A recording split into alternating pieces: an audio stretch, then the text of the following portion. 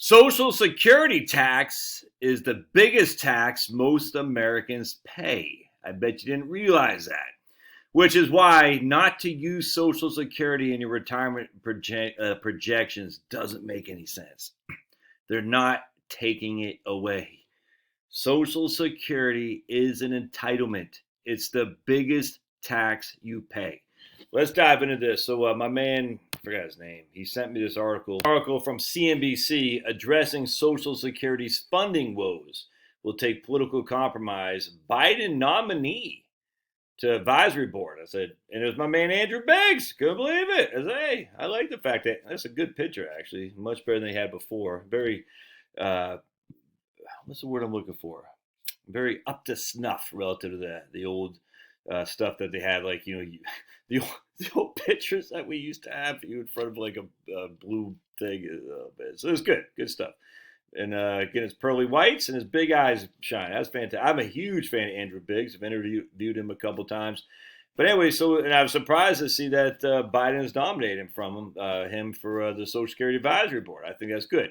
But let's see here, because Andrew is not a shrinking violet lip. He's not. Anyway, so they ask him, what inspired you to devote so much of your career to Social Security?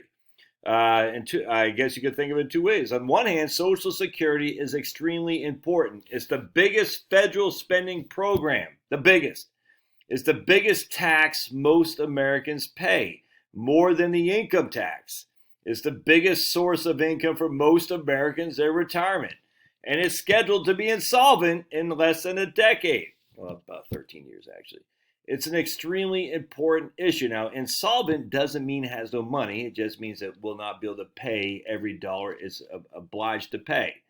All right, so that doesn't mean it has nothing. You'll not get nothing. It's stupid to think like that. But then from a personal perspective, as a policy researcher, I think it's generally an incredibly interesting topic to work on. You touch on a whole area of economic policy, individual retirement accounts, how they're affected by taxes, how and when they decide to retire. Beginning on work on Social Security 25 years ago is just one of the best professional decisions I've ever made, 100%. All right, so let's dive into something. Here we got John and Julie Sample, all right? And what we're going to show you here is that we're going to show you that they are, how old are these guys? I think 56. Their income, they're making $40,000 a year each, and that's going to be the median income for a working family in the United States. I think I have them living in California. Yeah. All right, so I'm going to show you something. We're going to go to retirement and watch. All right, we're going to show you their cash flows and retirement. We're going to go to current plan.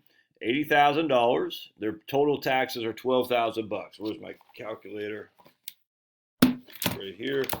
So their total tax on $80,000 of income is 666. Yikes!